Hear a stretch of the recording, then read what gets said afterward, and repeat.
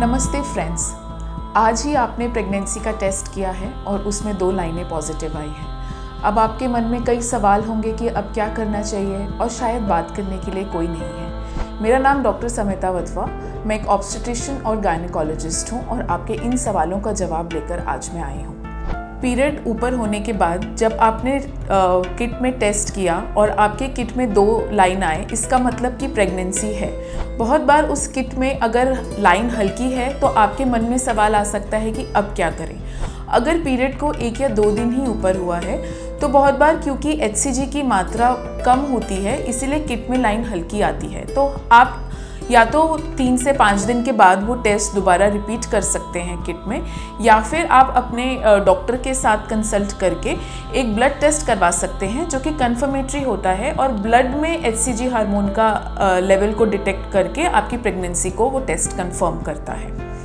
आपका pregnancy test positive आया है तो अब हम जानते हैं कि पहले महीने में बच्चे का क्या विकास होता है और माँ के शरीर में क्या बदलाव आते हैं। जब प्रेगनेंसी होती है तो पहले 4 हफ्ते में बच्चा बहुत छोटा होता है, मानिए कि पॉपी के सीड के बराबर, और जैसे जैसे प्रेगनेंसी बढ़ती है बच्चे का साइज़ बड़ा होता है। 6ठे हफ्ते तक जो बच्चा है वो मसूर के दाल के दाने के जितना बड़ा हो जाता है। धीरे धीरे 6 से 7 हफ्ते में बच्चे की दिल की धड़कन आने लगती है और धीरे धीरे उसका ब्रेन, रीढ़ की हड्डी और बाकी ऑर्गन्स डेवलपमेंट स्टार्ट हो जाता है। जब ये सारे चेंजेस हो रहे होते हैं तो माँ के शरीर में क्योंकि हार्मोनल लेवल चेंजेस हो रहे होते हैं, HCG बढ़ रहा होता है, एस्ट्रोजन बढ़ रहा होता है, उसकी वजह से माँ को थकावट लगना, उल्टी फील होना, घबराहट होना, बहुत ज़्यादा थकान महसूस होना, नींद ज़्यादा आना, ये सब चेंजेस जो हैं वो सब नॉर्मल होते हैं पहले महीने में।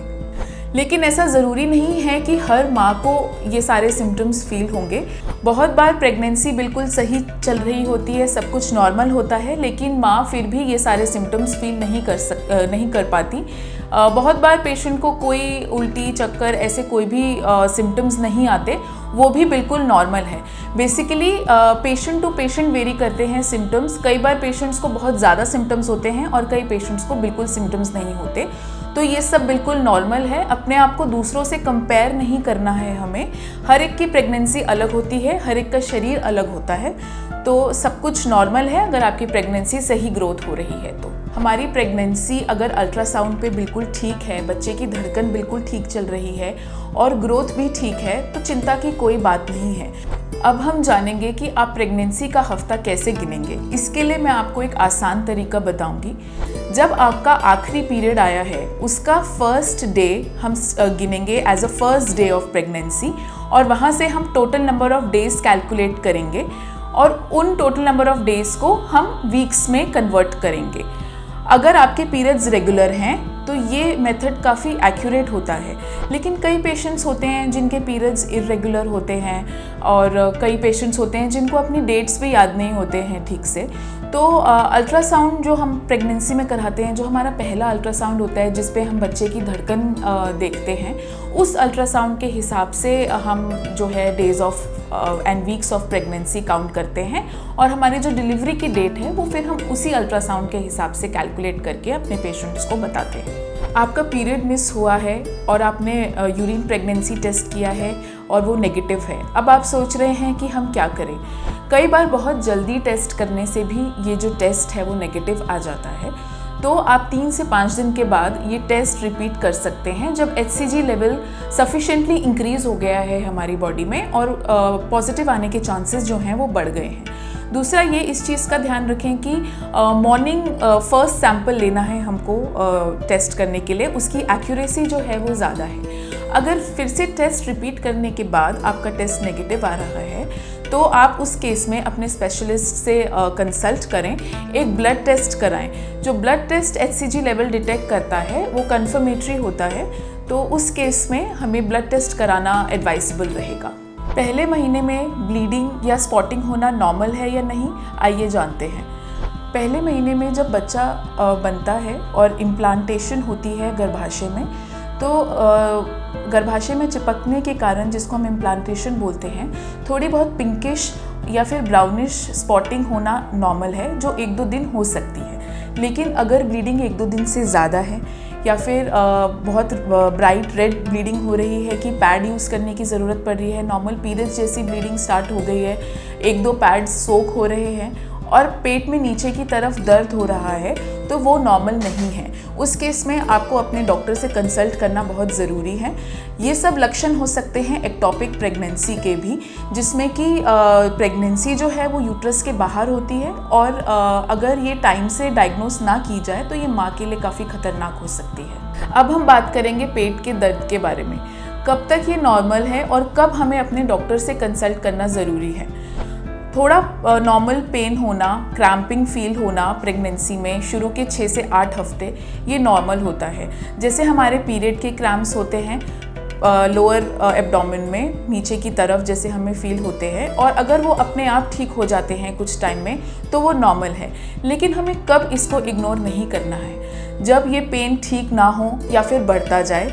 अगर इस पेन के साथ आपको हेवी ब्लीडिंग फील हो रही है जो कि रुक नहीं रही है, और अगर ये पेन आपके शोल्डर टिप तक जा रहा है, मतलब कंधे की नोक तक जा रहा है, तो इस पेन को बिल्कुल भी इग्नोर नहीं करना चाहिए। ये सब लक्षण हो सकते हैं एक्टोपिक प्रेगनेंसी के। तुरंत आपको अस्पताल पहुंचना चाहिए और अपने डॉक्टर को इन्फॉर्म करना चाहिए। अब हम जानेंगे उन सप्लीमेंट्स के बारे में जो पहले महीने में दिए जाते हैं प्रेगनेंसी में, और क्यों फॉलिक एसिड ज़रूरी है प्रेगनेंसी में लेना। फॉलिक एसिड हम शुरू कर देते हैं यूजुअली 4 से 6 हफ्ते पहले ही, जब हम प्रेगनेंसी प्लान कर रहे होते हैं। ये एक सप्लीमेंट बहुत ज़रूरी है बच्चे के दिमाग और रीढ़ की हड्डी की डेवलपमेंट के लिए। इसलिए जब भी कोई फीमेल अपनी प्रेगनेंसी प्लान कर रही होती है तो हम उसे पहले से ही एटलीस्ट 1 मंथ पहले से ही हम शुरू कर देते हैं फॉलिक एसिड।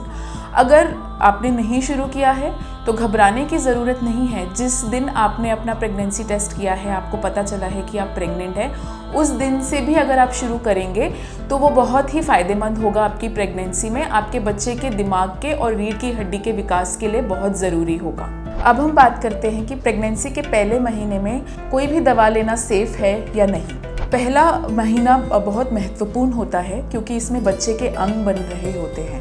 तो अगर आप कोई भी दवाई लेते हैं पहले से ही, चाहे कोई एंटीबायोटिक है, कोई पेन किलर्स हैं, तो उसे अपने डॉक्टर से डिस्कस करना बहुत ज़रूरी है, चाहे वो एक प्लेन पैरासीटामोल की टैबलेट ही क्यों नहीं है। हर दवाई बच्चे पे असर कर सकती है और उसका बच्चे के डेवलपमेंट पे बहुत फ़र्क पड़ सकता है। अगर कोई दवाई ज़रूरी है तो वो डॉक्टर अपने आप आपको प्रिस्क्राइब करेंगे, लेकिन खुद से दवा लेना कोई समझदारी नहीं है प्रेगनेंसी में, क्योंकि वो आगे जाके बच्चे की ग्रोथ पे ज़रूर असर डाल सकती है। और अगर अब डॉक्टर से मिल नहीं पा रहे हैं तो एक फ़ोन कॉल पे ज़रूर पूछ सकते हैं आप अपने डॉक्टर से। ये सिर्फ एक फ़ोन कॉल है, लेकिन ये फ़ोन कॉल बहुत ज़रूरी है। अब हम जानते हैं कि कौन से घर के काम पहले महीने में सुरक्षित हैं और कौन से काम हमें अवॉइड करने चाहिए। घर के हल्के काम जैसे झाड़ू पोछा, खाना बनाना, जिससे हमारी बॉडी ऑलरेडी यूज्ड टू है, वो हम कर सकते हैं। प्रेगनेंसी एक फिजियोलॉजिकल कंडीशन है, ये कोई बीमारी नहीं है, लेकिन पहले महीने में बॉडी में थकान फील होना, टांगों में दर्द होना, ज़्यादा नींद आना, ये सब बिल्कुल नॉर्मल है। और अगर काम करते हुए आप ये सब फील कर रहे हैं तो अपनी बॉडी की नीड को समझिए और बीच बीच में आराम कीजिए। अपने आप को ओवर एक्सर्ट नहीं करना है हमको। स्पेशली जैसे हम एडवाइस करते हैं कि प्रेगनेंसी में भारी सामान नहीं उठाना है, जैसे 10 किलो से ज़्यादा अगर भारी चीज़ है तो बिल्कुल भी नहीं उठानी है। बहुत ज़्यादा ओवर एक्टिविटी नहीं करनी है, ओवर एक्सर्शन, ओवर एक्सरसाइज, ये सब नहीं करना है, क्योंकि आपकी जो बॉडी की लिमिट है वो फर्स्ट कुछ महीनों में प्रेगनेंसी में ज़्यादा जल्दी आप एग्जॉस्ट हो जाते हैं। बहुत स्ट्रॉन्ग केमिकल्स यूज़ करना सफाई के लिए, जैसे फिनाइल या बहुत स्ट्रॉन्ग फ्लोर क्लीनर्स यूज़ करना, और इतना काम करना जिससे कि आपकी बॉडी को स्ट्रेस हो रहा है, आपकी नींद पूरी नहीं हो रही है, ये सब नहीं करना है आपको प्रेगनेंसी में। अगर डॉक्टर ने आपको बेड रेस्ट एडवाइस किया है किसी भी कारण की वजह से, जैसे आपको ब्लीडिंग है या स्पॉटिंग है, तो फिर उस हिसाब से आप अपने घर की जो भी रिस्पॉन्सिबिलिटीज़ हैं वो आप अपने दूसरे मेंबर्स को सौंप दीजिए और उसी हिसाब से डॉक्टर के एडवाइस को आप फॉलो कीजिए। बेसिकली पहले महीनों में बॉडी की नीड्स को समझना ज़्यादा ज़रूरी है, रादर देन इस चीज़ से ये सोचना कि इतना काम करने में कोई दिक्कत नहीं है। कब आपको पहली बार डॉक्टर के पास जाना चाहिए और क्या लेके जाना चाहिए? जब आप प्रेगनेंसी प्लान करना शुरू करते हैं, वैसे तो आइडियली तभी आपको अपने डॉक्टर से मिलना चाहिए।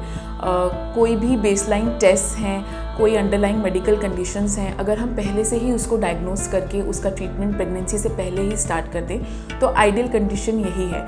फॉलिक एसिड सप्लीमेंटेशन हमें प्रेगनेंसी से 1 से 1.5 महीना पहले ही स्टार्ट कर देना चाहिए। अगर ये मिस हुआ है तो जैसे ही हमारी प्रेगनेंसी कंफर्म हुई है, हमें तुरंत अपने डॉक्टर के पास जाना चाहिए ताकि हम अपने सप्लीमेंटेशन स्टार्ट कर सकें, प्रेगनेंसी कंफर्म कर सकें।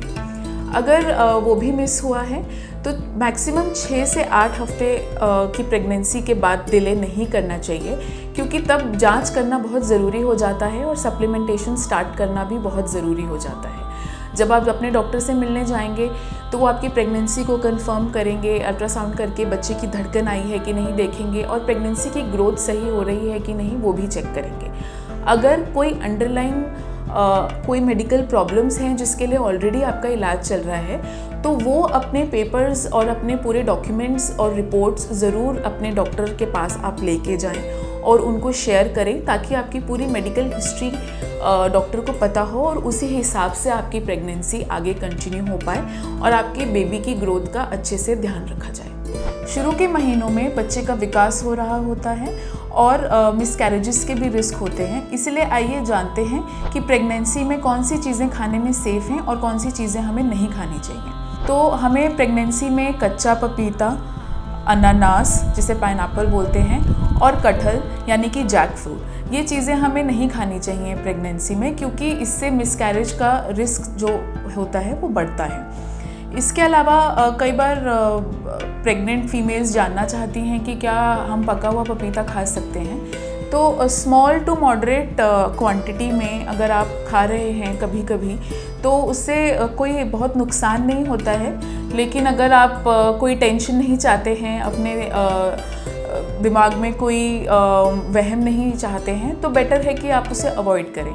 इसके अलावा अनपास्चराइज्ड मिल्क जो होता है वो हम बोलते हैं कि नहीं लेना चाहिए और विटामिन ए के सप्लीमेंट्स भी नहीं लेने चाहिए। कोई भी जंक फूड है वो हमें प्रेगनेंसी में नहीं खाना है, जिसमें भी हाई प्रिजर्व्ड फूड्स हैं वो सब नहीं खाने हैं। चाइनीज़ फूड जिसमें कि अजीनोमोटो MSG होता है वो हमें नहीं खाना है, क्योंकि उससे बच्चे के विकास पे फ़र्क पड़ता है। जितने भी एरिएटेड कार्बोनेटेड ड्रिंक्स हैं जिसमें कि कैफ़ीन है उसके हमें जो इंटेक है उसको हमें लिमिट करना है। चाय कॉफ़ी एक आध कप आप पी सकते हैं। बेसिकली जो कैफ़ीन है उसका इंटेक लेस देन 200 मिलीग्राम अगर रहता है एवरी डे तो उतना हम एक्सेप्ट करते हैं। बहुत ज़्यादा जो भी रिफाइंड शुगर्स होती हैं उनको अवॉइड करना है। अब हम जानते हैं कि प्रेगनेंसी में हमें क्या खाना चाहिए। जो हम खाना अपने रूटीन में खाते हैं, नॉर्मल दाल, रोटी, सब्ज़ी, जो भी आप अपना रूटीन डाइट फॉलो करते हैं उसे फॉलो करना चाहिए। उसके अलावा जो भी फ्रूट्स है, अनार है, सेब है, गुआवा है, जो भी आपको खाने में सूट करते हैं फ्रूट्स वो सब ले सकते हैं, एक्सेप्ट फॉर मतलब पाइनएप्पल को छोड़ के और रॉ पपाया को छोड़ के ये सारे फ्रूट्स आप खा सकते हैं और जैक फ्रूट आपको नहीं खाना है। एक हाई प्रोटीन डाइट हमको लेना है।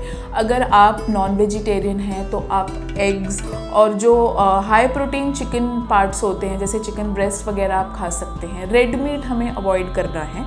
अगर आप फ़िश कंज्यूम करते हैं तो लो मर्क्यूरी लेवल की जो फ्रेश वाटर फिशेस होती हैं वो आप ले सकते हैं। उससे आपको ओमेगा 3 भी मिलता है जो बच्चे की ब्रेन की डेवलपमेंट के लिए अच्छा है।